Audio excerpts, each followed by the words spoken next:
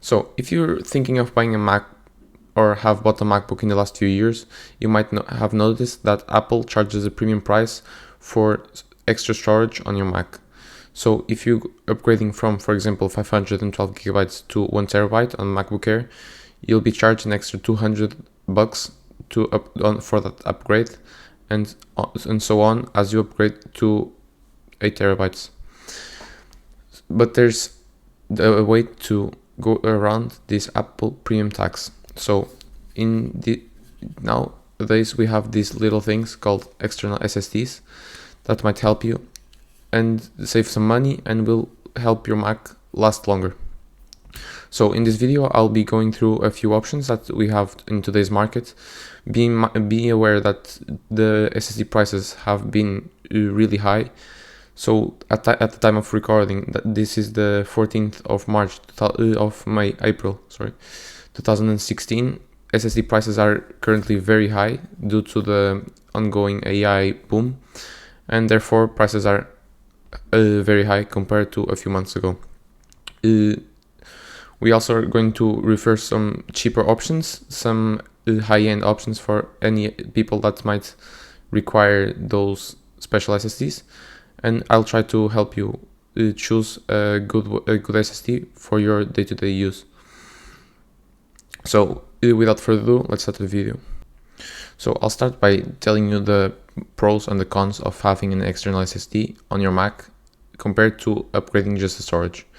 So first of all, you're going to save a lot of money because an external SSD nowadays it's a bit more expensive. It's around a good one. It's around $100 to $150 for 1 terabyte, maybe $200, $250 for 2 terabytes. It's actually cheaper, a little bit cheaper, $50 or more, depends on the size that you're getting, compared to upgrading the Mac storage on Apple's website. And there's also another thing that most users do not notice, that is like the longevity of the MacBook SSD. It's not that it's good, but not great. I've actually had a few years ago, I've bought a 2016 MacBook Pro, and it failed me after 6-7 years. I used to do video editing in there and transfer some, not very large, but files for video editing, of course. And it failed on me. It stopped working out of nowhere. I went to the Apple shop and they wanted to charge me around $1,000 to fix the MacBook. And to put you in perspective, that MacBook new was around $1,600. So it was ridiculous, the price that they were asking me to fix it, and because of a SSD failure. And that's because the SSD in MacBooks is baked onto the motherboard. So if you want to change the SSD, you had to change everything, including the motherboard, chips, and everything that comes with it. So the only cons that I think are important for and relevant for this is that you actually have to carry something external like this. For example, it's my Samsung T5 that I've had for a few years now, and it's not very noticeable, but it does require a bit of more power from the Mac. So you'll notice a little bit of more battery drainage. It will drain the battery a little bit faster. It's not noticeable, but for example, if you're using it for a long period, it might, like for example, on nowadays MacBook Pro, it might reduce the total battery life by 1 to 2 hours because it's consuming energy at the same time. So, like I mentioned before, this is a great option for most people. And now I'll go through a little bit of with the types of storage that I think are good for people and that are relevant for users, different type of users. So let's start with the budget-friendly portable SSDs. So for starters, let me just try to clear you this. So there's a lot of advertisement about USB 3, USB 3.1, 3.2. Don't read that. Don't ignore that part. That doesn't mean that your drive will perform good. If it's Gen 3.2, for example, Gen 3.1 might be faster than 3.2. So what you should look for in this when buying a hard drive or an SSD is to look at the speeds, not the USB version. That doesn't mean a lot. Let's just say that. So always look at the speeds. So for example, I recommend nowadays a budget friendly. Like I said before, the SSDs are very expensive nowadays due to the AI boom. So I recommend, for example, the Samsung T7 that has around 1000 megabits transfer read and write speeds. But let's be realistic; those are in a perfect world, so it will not be as fast as advertised. Let's just say that.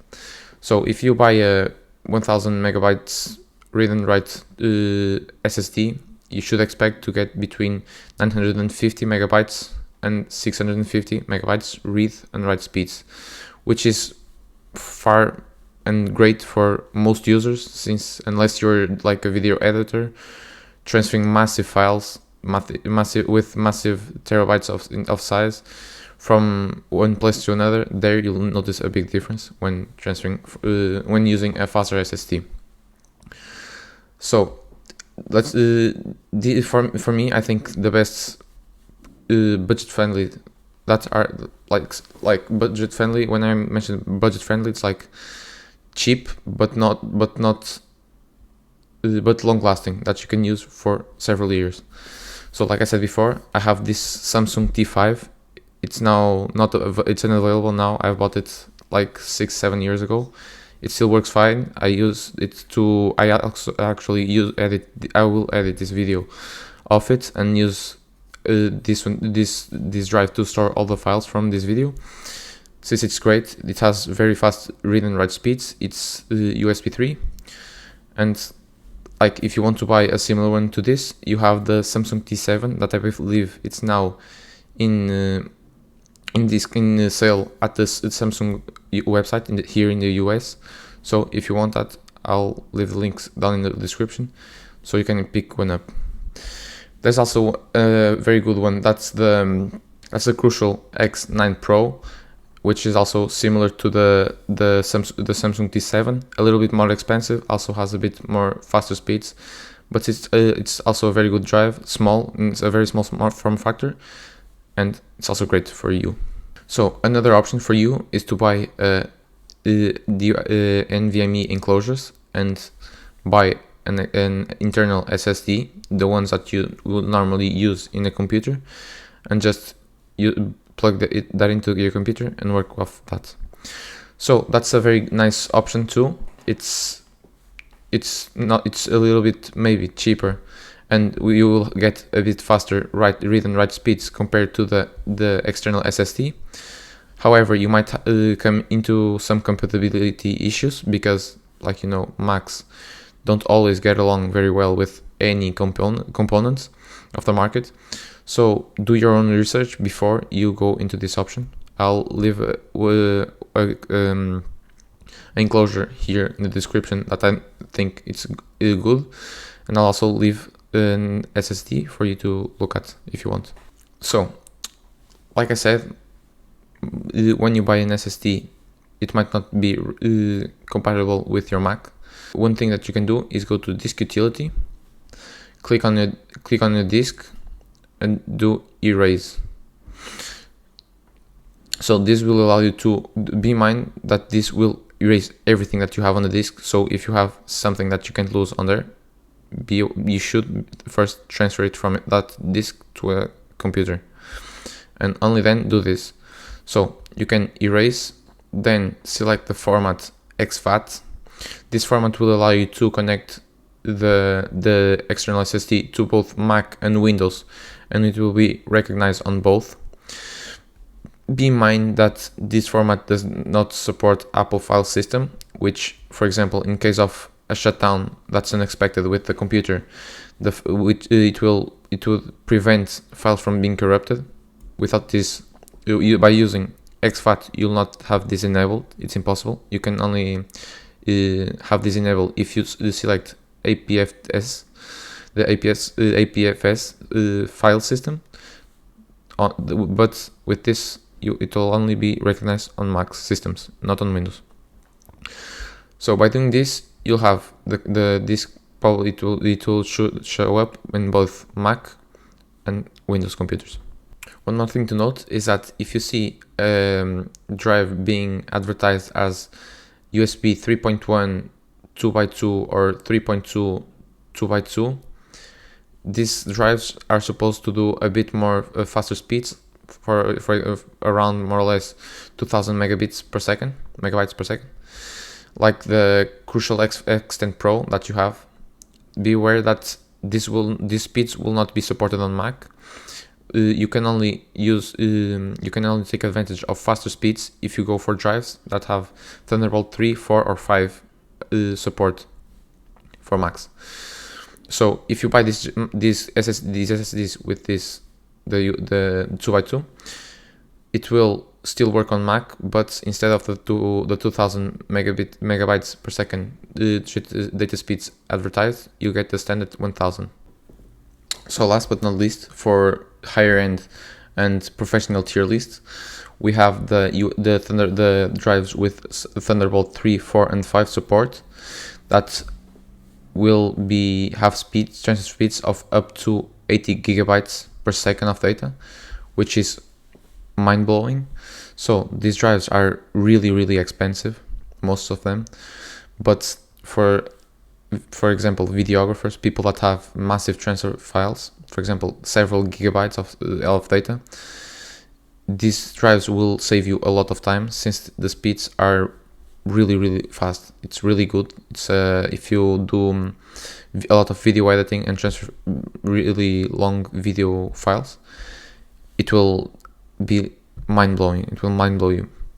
So these drives are really expensive, like I mentioned. They can go up to from $500, for example, to $1,000. There's a really big price range, but like I told you before, you should always look for the speeds, not if it's Thunderbolt 3, 4, or 5. So check the speeds before. And if you're thinking, are they worth it for you? Probably not, unless you're a professional worker, like I said, that uses this and that will take advantage of the speeds. Don't waste your money on these drives because they're really expensive. And if you're not using daily you're taking advantage daily of those fast speeds of read and write, you're wasting your money buying these drives. So guys, thank you for watching. If you enjoyed this video, please give it a thumbs up, and don't forget to subscribe to the channel, as this helps us massively grow. And if you have any questions or doubts about any drives, if you want an opinion on the drive, leave it on the comments below. I'll also leave a link for a website that's really good, in my opinion, that has good opinions from the public that reads it, with good hard drive options for 2026. So you can check them if you want to see good options for different categories of drives. So thank you for watching, and see you in the next one.